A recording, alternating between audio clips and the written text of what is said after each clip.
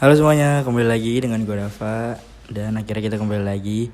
Jadi pada video kali ini kita akan membahas pada part sebelumnya, yaitu tentang sejarah politik apartheid di Afrika Selatan. Selamat menyaksikan. Nah, jadi kita akan membahas pembahasan tentang sebelumnya yang akan dilanjutkan pada video kali ini. Jadi setelah berakhir apartheid, Afrika Selatan memasuki babak baru yang penuh harapan dan fokus pada rekonsiliasi dan pembangunan. Namun meskipun secara hukum warga negara berhak atas persamaan hak, banyak masalah sosial dan ekonomi terus menghantui masyarakat, khususnya di kalangan komunitas kulit hitam.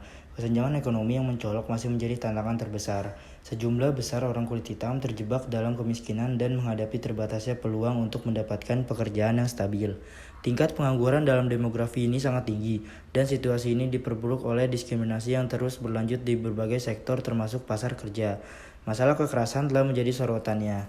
Tingginya tingkat kejahatan khususnya di daerah yang dikenal sebagai perkotaan menumbuhkan suasana ketidaknyamanan yang mengganggu kehidupan sehari-hari. Banyak warga yang selalu waspada dan tidak percaya terhadap lembaga keamanan yang semakin kuat. Kurangnya akses terhadap pendidikan berkualitas dan layanan kesehatan yang memadai menimbulkan hambatan besar terhadap pembangunan sosial. Keterbatasan fasilitas pendidikan di daerah perkotaan seringkali menghasilkan lulusan yang tidak siap menghadapi tantangan pasar kerja, sehingga melanggengkan siklus kemiskinan yang sulit diputus. Di bidang politik juga, peralihan menuju demokrasi di Afrika Selatan diperkirakan akan membawa perubahan yang menguntungkan. Komisi Kebenaran dan Rekonsiliasi atau TRC yang dibentuk di bawah kepemimpinan Uskup Desmond Tutu bertujuan untuk menyembuhkan luka masa lalu.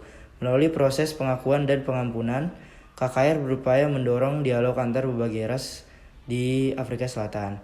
Meskipun inisiatif ini mendapat pengakuan dan pujian global, banyak korban kekejaman apartheid merasa bahwa keadilan masih sulit diperoleh.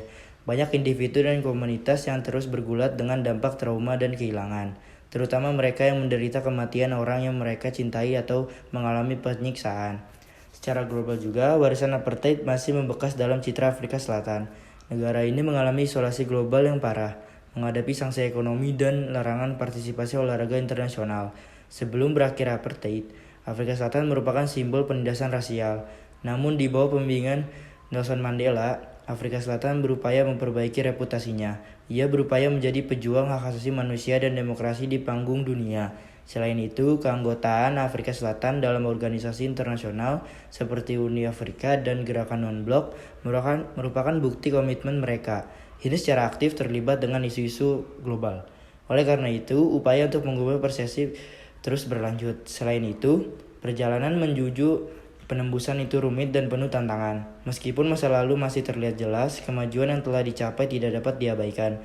Banyak rintangan yang harus diatasi, namun tekad tetap kuat. Kesimpulannya, jalan yang ditempuh Afrika Selatan adalah ketahanan dan harapan.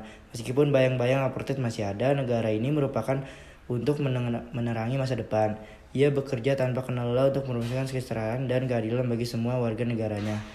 Setiap langkah maju merupakan bukti semangat abadinya. Terlepas dari kemajuan yang dicapai, tantangan selama fase transisi ini terbukti sangat rumit.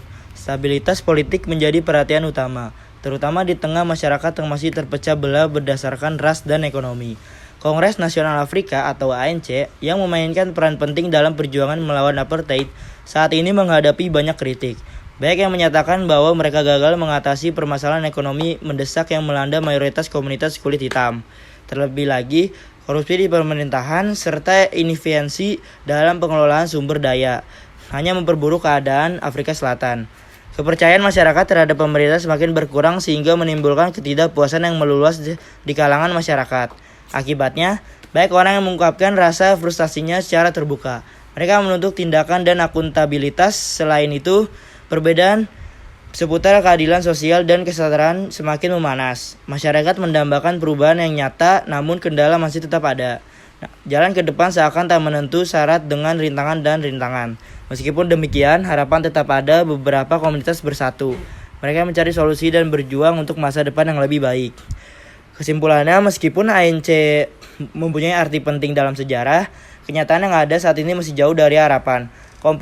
Kompleksitas situasi ini memerlukan perhatian segera dan tindakan tegas. Baik suara yang menyerukan reformasi, kerinduan akan masyarakat tempat semua orang bisa berkembang. Akankah pemerintah terus mengambil kesempatan ini ataukah akan terus terpuruk? Hanya waktu yang akan menjawabnya. Masalah rasial tetap menjadi topik sensitif di Afrika Selatan. Meskipun undang-undang apartheid dicabut, banyak orang yang masih merasakan dampak segregasi yang berkepanjangan.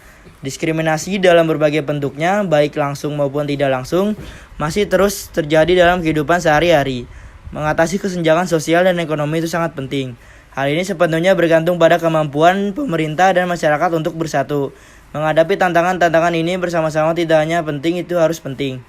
Masyarakat harus terlibat dan berkolaborasi secara aktif, dan tanpa ini kemajuan akan melambat. Setiap langkah maju mengarah pada komunitas yang lebih setara dan adil. Oleh karena itu, penting untuk mengenali dampak masa lalu yang masih ada. Selain itu, mengatasi permasalahan yang sudah mendarah daging ini memerlukan komitmen yang mendalam.